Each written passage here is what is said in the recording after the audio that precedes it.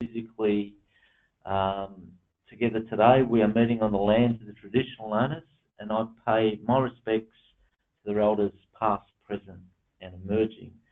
We're delighted to have you along today for this session. We think it's a really important one. And we'd like to acknowledge the great work of the Australia Council of the Arts in working with us for the past couple of years to support community arts organisations throughout Australia, get access to information, support and knowledge on governance. And we think that particularly with some of the elements we're going to be covering today, that the research the Australia Council conducted found that many boards were having difficulties with a number of arts governance issues, and they then committed to support funded and non-funded arts organisations through this development of the Arts Governance Program. So just by way of terminology, we may use words today that some of you may not connect with, but whether it's a board, a committee or a subcommittee, I'll generally use board. When we talk about director, board member, committee member, I'll probably be using board member. Whether it's the CEO, a general manager or artistic director, I recognise that could be one or it could be many.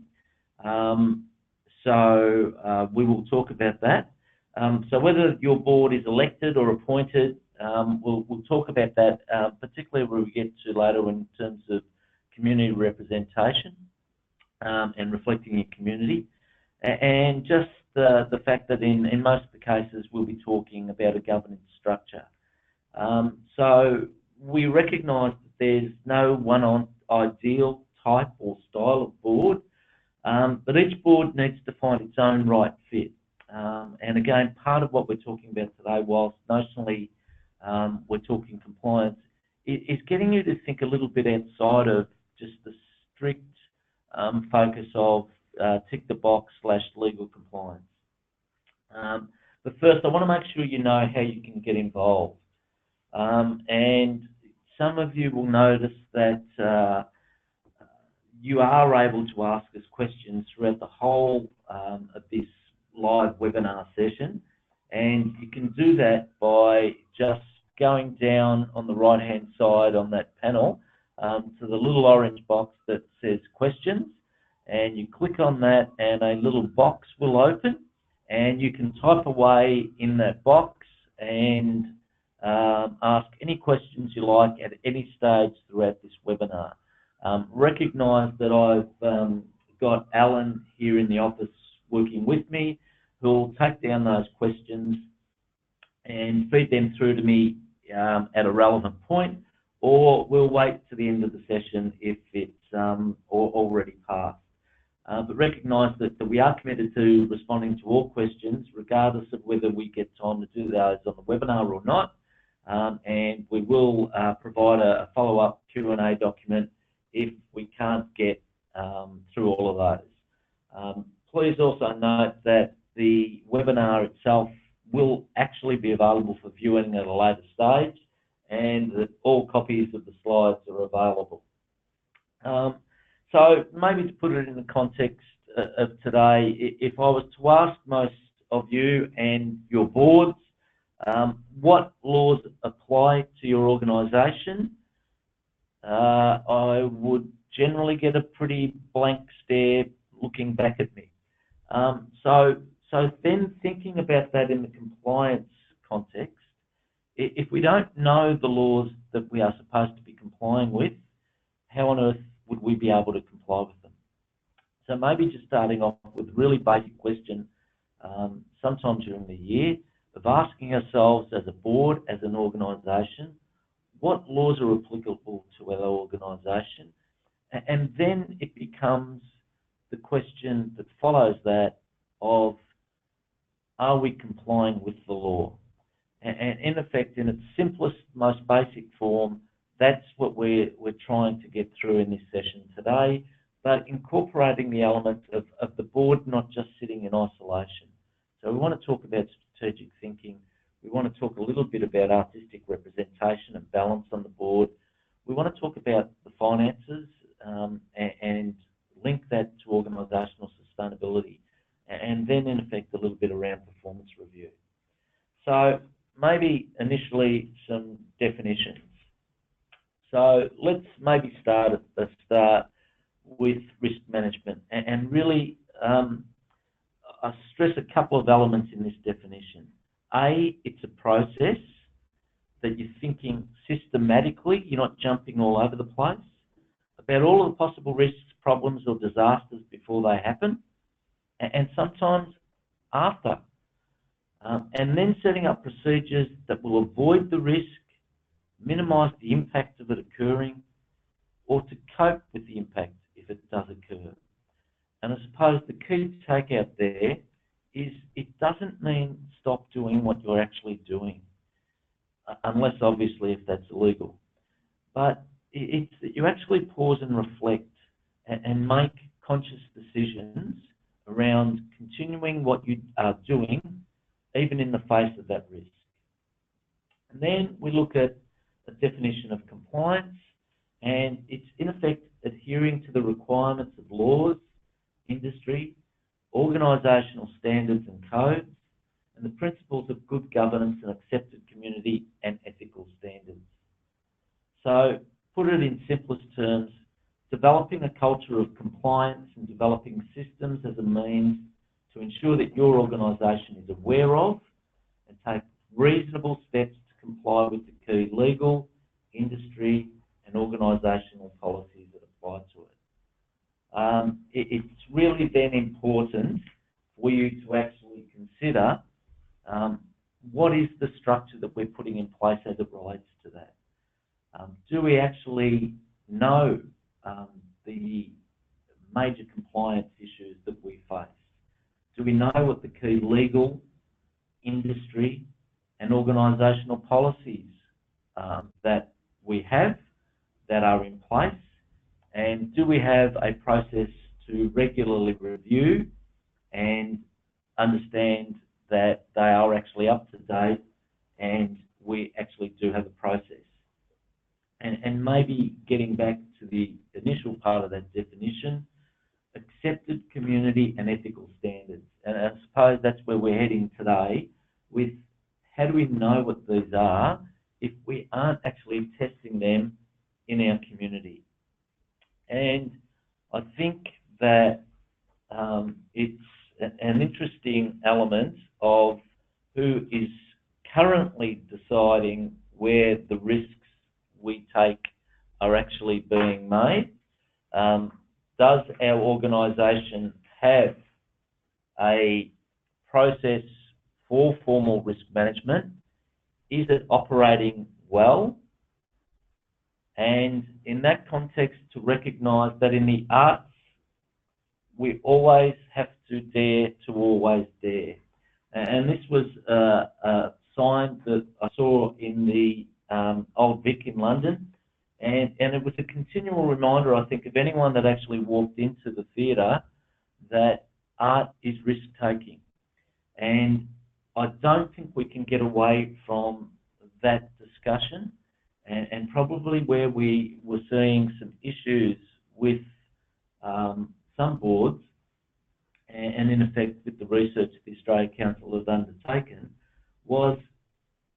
is the actual art of the art being discussed in the boardroom? So I suppose that's a little prompt for everyone to maybe ensure that there is some form of artistic representation and balance on the board. And if in this context, why should we be undertaking arts governance and why should we be undertaking risk management? I think that we need to ensure that we actually recognise that what risk management is doing is making sure that we protect our most valuable resources, our audiences, our volunteers, our staff and our board, that we ensure that we have some processes in place to prevent unfortunate incidents from occurring that could expose our organisation to legal liability, that if we actually talk about how we manage risk, It can lead to an improved perception of our organisation by our members and our community, which builds our reputation or destroys our reputation. That by gathering information and knowledge, we will make better decisions, and ideally that we minimise or prevent a loss from occurring. And as I've said there, even a simple computer crash could be a major problem for many arts organisations. So an interesting element is we often think of risk in a negative context, when in fact risk is very closely linked to our strategic thinking and our strategic planning. And your board should in effect be setting a context within which they are happy for the risk to be managed, and in effect that's your risk appetite. It's the amount and the type of risk you are willing to accept in pursuit of your objectives. I'll be referring to the Deloitte's publication at some stage through today's discussion, and they actually also talk about setting some triggers around that risk appetite, so that you set a bound, but then you put another point above that or below that actually indicates to the board that we're actually approaching this critical point. So I think that's a really good way of starting to think about that. And everyone should be familiar with the downside of risk and the threats to the damage of operation. But equally, and I think this is really what we wanted to try and focus on, we often see that some of the biggest risks involved with arts organisations is the whole fact of us actually missing opportunities. So a really simple way of us thinking about that is, instead of us saying no to something, is how could we convert that no to a yes? What steps would we need to put into place that could convert the no response to the yes response? And in effect, this is the governance framework that Deloitte have produced. And again, I'd refer you to that because it also has a very simple process to ensure that the board gets involved in all of the elements related to that governance aspect. And you will see that compliance is actually sitting below, in effect, the board governance element and moves into the corporate governance infrastructure element. But you can see all of the other elements there and how closely they link to virtually everything we do.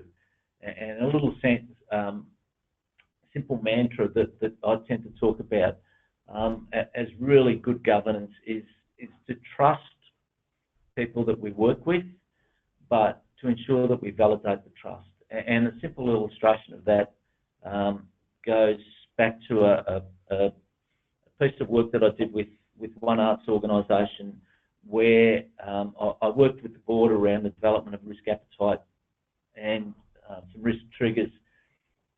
And I said to them, how do you know you're compliant with your occupational health and safety? And I think any of us who've worked in the arts industry recognise that there are some significant risks in some of the productions that we undertake that have huge occupational health and safety risks. And the response I got back was, we regularly check in with our CEO to ask whether we're compliant. And my response that then actually quite shocked the board was, how do you know your CEO is telling you the truth? And if you think of that, I do want you to trust the CEO, but I don't want you to have blind faith. So in effect, particularly in some states of Australia where we do have industrial manslaughter legislation, it is critical for your boards and for individual directors to protect their own legal obligations in that respect by validating that whole issue of occupational health and safety. So in that context, it could well be that you have an occupational health and safety subcommittee or a working group that works with staff, not just the CEO or external auditors, to just validate a couple of those elements. You know, 1 or 2 times during the year is probably sufficient, but it actually does then put into practice that simple little mantra of trusting and validating. And I'd really encourage anyone on the board to take those 3 words with them wherever they go with their board work. And then maybe linking that back to that last slide where you saw that strategy was part of the core element of us working in this risk environment, is the whole context of actually differentiating strategic thinking from strategic planning. And most people begin the process of strategic planning in effect by reviewing their existing plan. And that almost immediately builds that assumption that we're actually operating in the right environment and the work that we are doing is actually right. And I think in many cases that's a big assumption. So by stepping back from what you do and focusing on why you do it could actually lead you to be doing something completely different. And I suppose strategic thinking then helps us with the big thinking and the deeper thinking. It should also help with compliance by getting you to ask the question, are we doing it right? And then again, putting into practice that trust and validate mantra, how do we know that? And that may be as simple as us reviewing our board structure and our balance, but really the strategic thinking is in effect going outside of that box, as we've said, and identifying, imagining and understanding possible and plausible future operating environments for your organisation, and using that knowledge to expand your thinking about potential future operations and options. And in effect, then your strategic planning is the element of putting those thoughts and practices into operation through that strategic plan. So in effect, it's an output of your strategic thinking process about you analysing your environment and what's happening in that environment, and actually choosing to ensure that you actually are operating according to your purpose and your mission. So how do we know that we have the right board to drive that future direction and that strategic thinking? Well, if we're not thinking about the board and how it actually operates, and we're not sitting down and reviewing, is this the right board for our future, then I think we're missing huge opportunities for engagement and collaboration. And what you see in front of you is an example of a skills matrix for an arts organisation, where they've gone into detail and in effect broken up their board into certain components and then looked within them. And maybe this really is us saying, do we have the right balance of art and art discussion on our board? Really, after all, that's why we do exist. But that can take several forms. It should also ensure that we are future focused. And an example, we may be looking at expanding into Asia as one of our strategies or our big thoughts. What and who should be helping us with that? And is that something that we should have on our board? We might be developing a new internet or global presence. Who or what should be helping us with that? And again, are they on the board?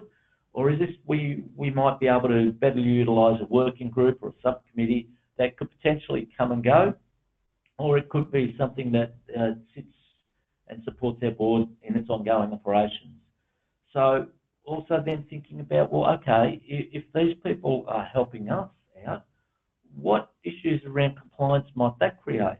Well, it could create issues around confidentiality, intellectual property, reputation, conflict of interest, and many others. So again, just making that thought around compliance and doing the right thing something that we continually are asking of ourselves and challenging ourselves. We need to be aware of the risks and manage them appropriately, but to my mind, this is the board's role, not just the CEO's. So ensuring we've got the right structure in place and ensuring that not only our boards have the right balance of artistic representation and presentation, but also that we're representative of the community that we're in.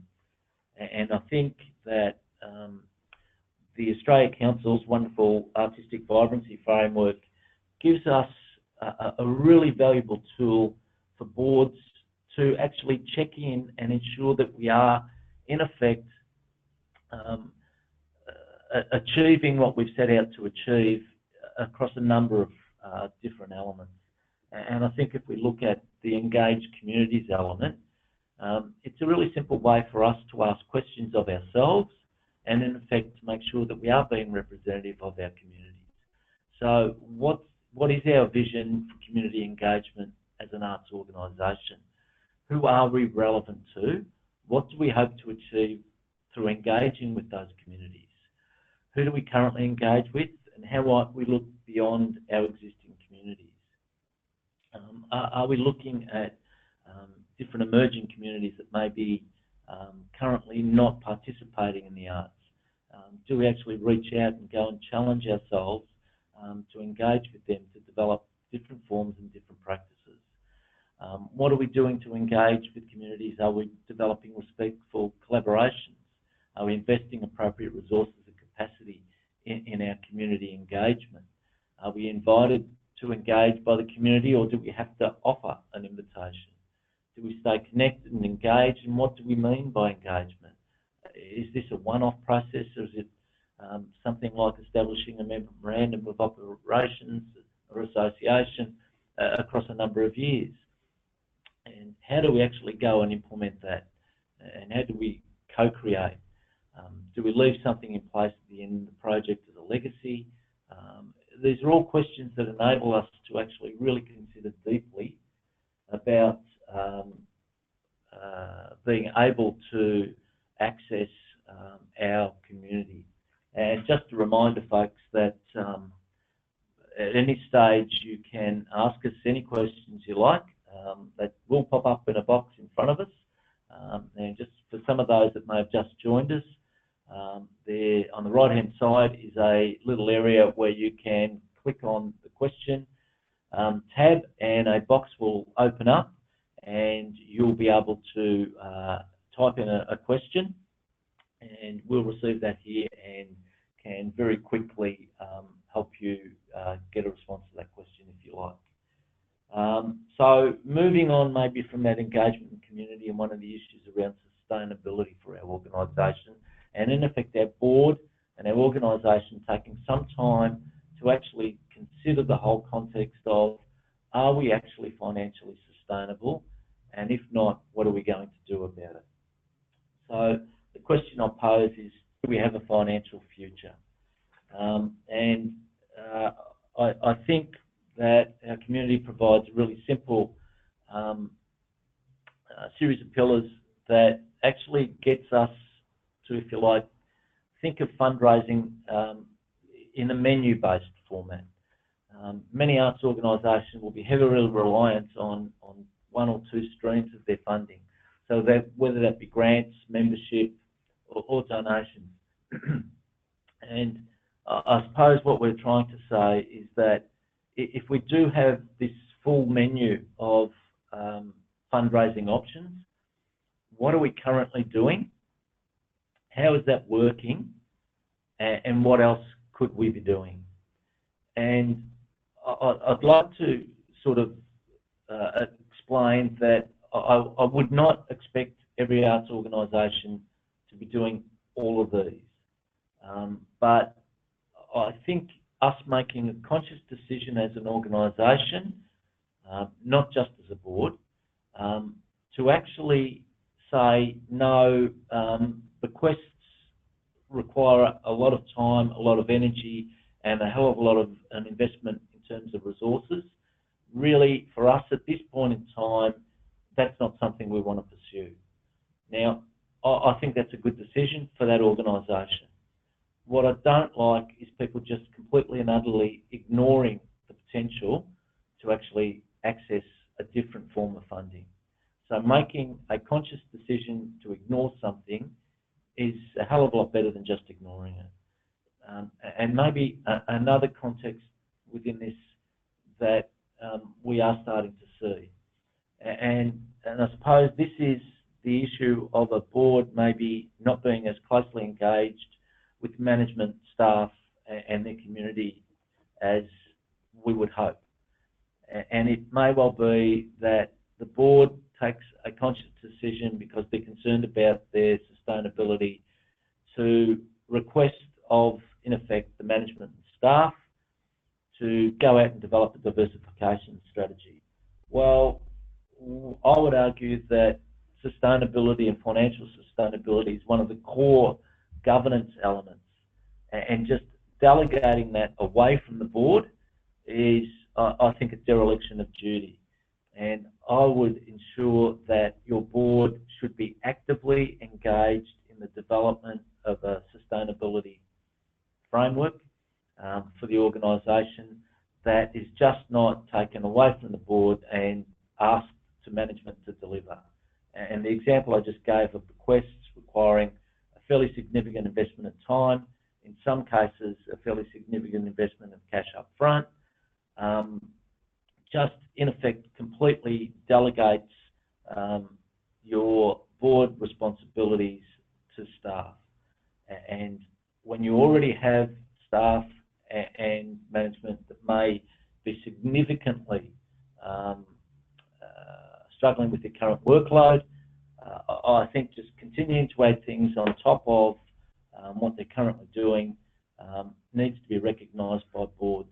And as we've said previously in other webinars, the whole issue of burnout in our sector is significant, and boards not being able to recognise that is part of the dereliction of their duty in terms of compliance.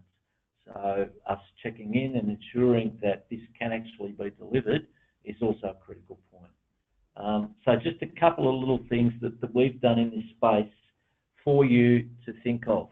And in effect, it's how actually heavily reliant are we on maybe our 1, 2 or 3 most significant pieces of funding. So in a context of an arts organisation, if I said, if we took your 3 most significant pieces of funding, and as I said before, that may have been 1 grant, our whole membership strategy and bequests, what does that sort of look like to us? And now that gives our board a sort of indicator of, okay, if this is ground zero, in 3 years' time, what would we hope that that actually looks like as a percentage? So if it's 95% today, from those 3 pieces of funding, what would our aim be in 3-5 years' time? And that might be, well, okay, let's aim for an objective of something that's realistic, not unrealistic, and let's say maybe, well, let's try and reduce it by 1% per year over the next 3 years, which would take that down to 92%. And now, as a board, we're actively involved in trying to work out how we're trying to grow the pie by 3%. The next element is really a core governance element, because it's in effect our assets and liabilities, testing whether we're actually able to meet that whole liquidity and solvency issue, and in effect, are we able to pay our debts as and when they fall due, which is our duty to ensure that we are able to remain solvent. And again, just this can be a very quick snapshot of how strong that would be. And just to recognise that we talked before about some of the biggest risks being opportunity. If, on the other hand, we have a very high ratio of around 2.5 times our liabilities, it could well be that we've got cash that's not actually being used at its full potential, i.e. even invested in a term deposit, it would be a hell of a lot better than just leaving it in a straight cash or trading account. So again, just that sort of risk and opportunity aspect again. The final one is one that I'd like to put to a lot more boards, and in effect, it's making the assumption that all of our income was to stop today, and we can only draw on our reserves. So if that was the case, and we factored in whatever leases or contracts we may have already committed, and we lost our funding today, how long could we survive based on what we've currently got? And I think that's, there's no one size fits all for every organisation, and the discussion may need to be had around what is a realistic level of reserves that we should be able to reach into or build towards if we haven't got any, which is the development of a reserves policy.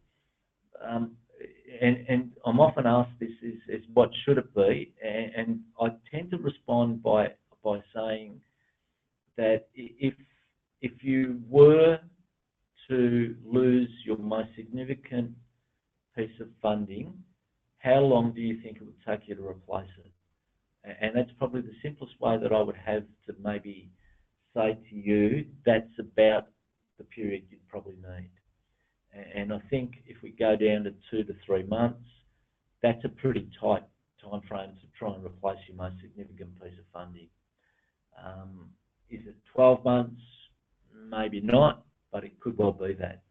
Now, I wouldn't suggest you've probably got 12 months of coverage in your reserves, but maybe somewhere between 3 and 6 months is probably not a bad aspirational element to try and go towards.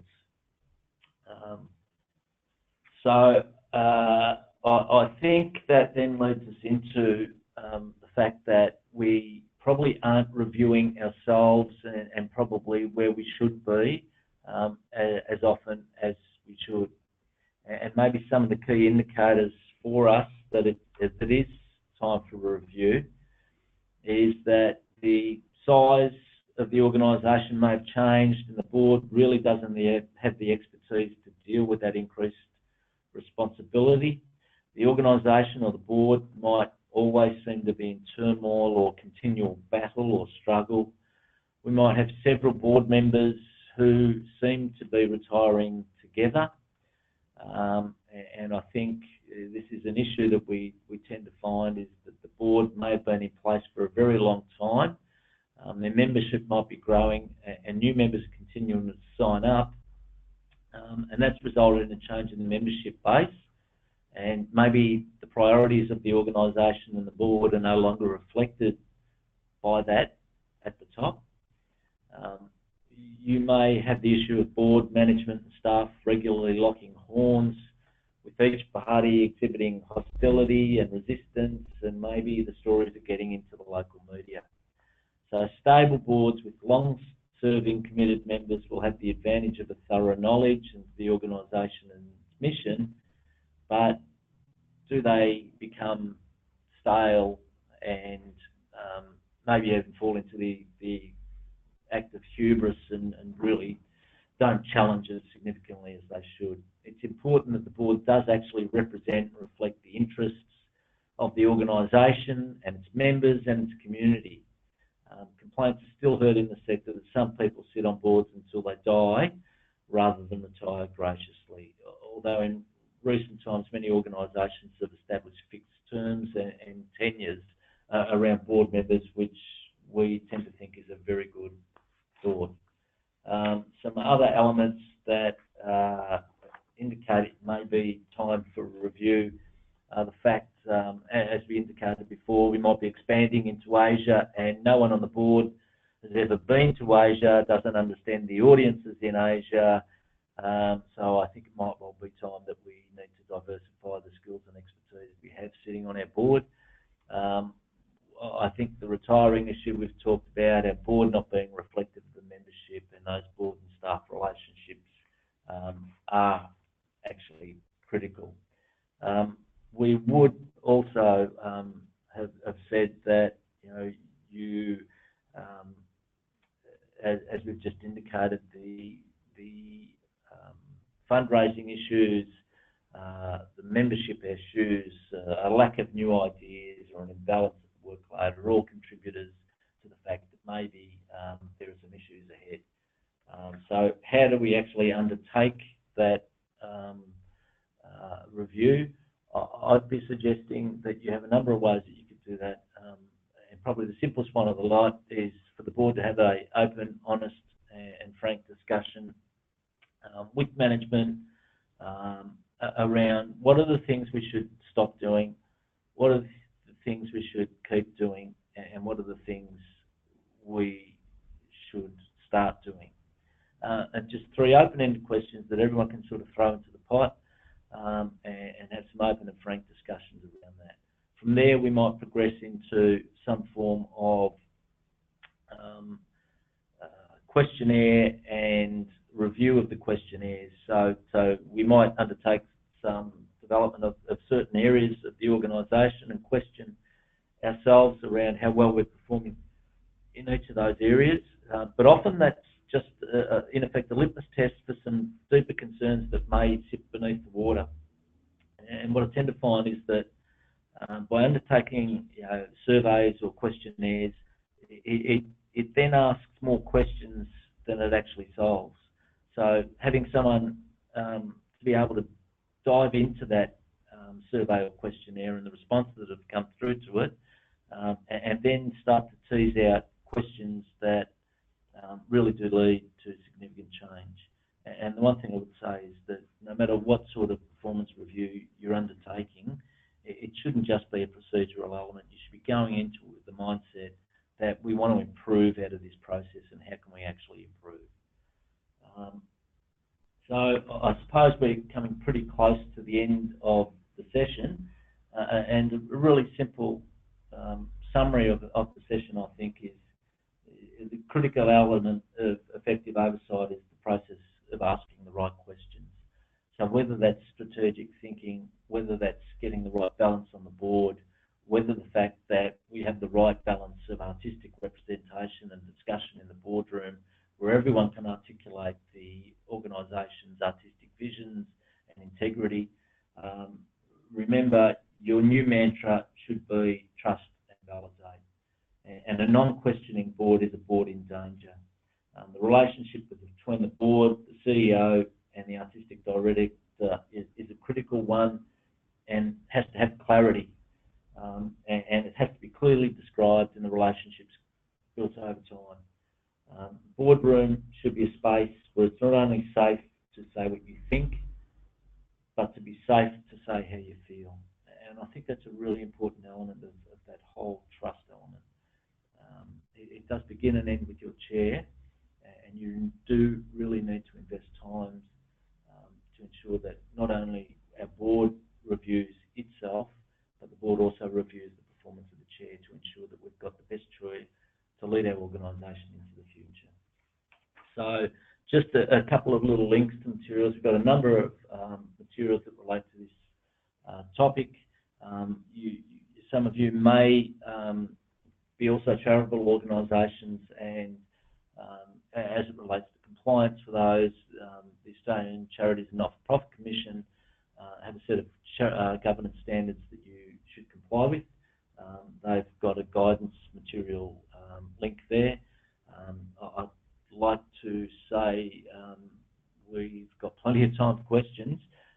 So if anybody has any questions, I'll stick around for a minute or two while you do try and type those in. If we don't have any questions, I'll simply wind up from here and thank you for your participation. I hope you've got a lot out of this, and these webinars and a number of other webinars have been recorded and have been placed on the Australia Council's website. So I'd really encourage you to go and have a look at those, and if you've found value out of today, I'd encourage you to go and have a look at those as well. It looks like we don't have any questions, so I might just sign off and say thank you very much for your attendance here today.